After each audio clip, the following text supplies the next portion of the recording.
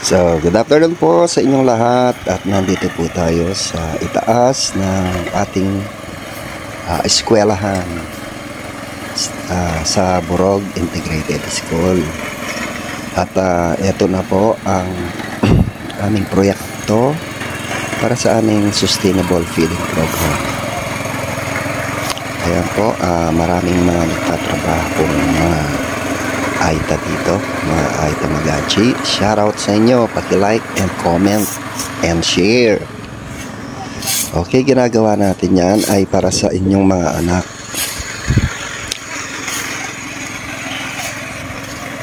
Okay, sa lahat po na hindi pa nakakaalam ng proyektong ito, ito po ay pinagkaloob sa atin ng ating sponsor na foreigner po, na bawal banggitin kasi gusto nyo lang po ay tumulong.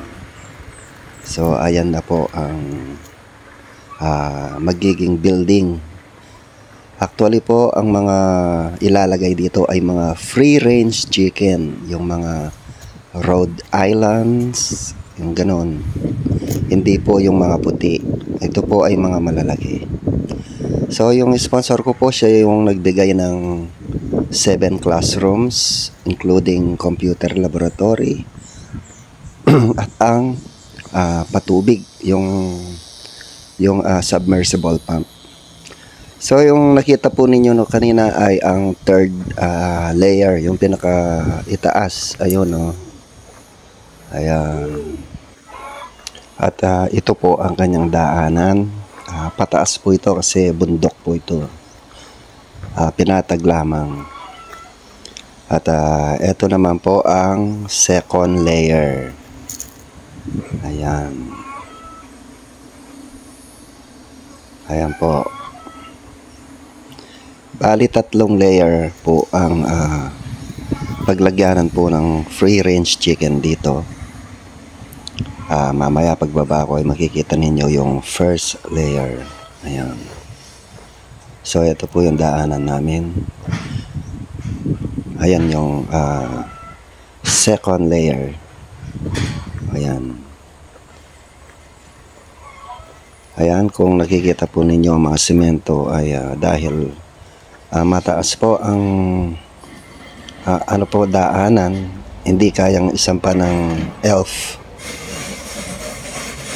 Ayan. So sa mga Kapampangan po dyan, paki-like and comment po, Kapampangan ko po. At iya po ini kayang Sitio Burog, Barangay San Vicente, Bamban, Tarlac. So awo ini po itang first layer. Kumbaga binilang kaya po itang mo muna kay batang nung manibatang ka school apin po ing mo muna. Tapos pangalawa yung isa, tapos pangatlo yung pinakaitaas. So ayan, halong Kapampangan na. So ayan po, kung nakikita ninyo yung kulay verde, ayan, na ano po yun, bubong na po ng eskwelahan yan, ng high school. So yun po ay binigay din ng ating sponsor. So ito po yung daanan namin. Hindi naman po masyadong matarik ito, pero kung mahina yung sakyan mo ay hindi po aakyat dito. So ayan po, gusto po ng ating sponsor ay mapaganda lang po ang ating eskwelahan, mabigyan ng pagkain ang ating mga estudyante na Aita dito sa Burog. Ayan, tingnan nyo naman po ang bait, kung saan nag-request po kami na ayusin ang gilid ng eskwelahan. Ayan, nilalagyan ng bato upang hindi maano po yung lupa. So dito po sa tapat na ito, ito yung magiging gate kung saan bago ka papasok sa mga manukan ay kailangan mo munang maglinis ng paa, yung parang ganun po. So ayan po yung eskwelahan ng Burog Integrated School. So dito sa part na naman pong ito, sa likuran nun yung gate kung saan aapak ka sa may chemical na substance or whatever. Dito sa likuran ay processing area kung saan dito po ay itatayo yung processing area. So wala po akong idea kung paano yung processing area ng manok. Baka imbakan lang po ng itlog ito o yung kinarne ng manok. Basta ganun po yung kontrata. At dito naman po ay ang bakante po ito kung saan dito po ilalagay sana ang aking office, kaso biglang naglaho.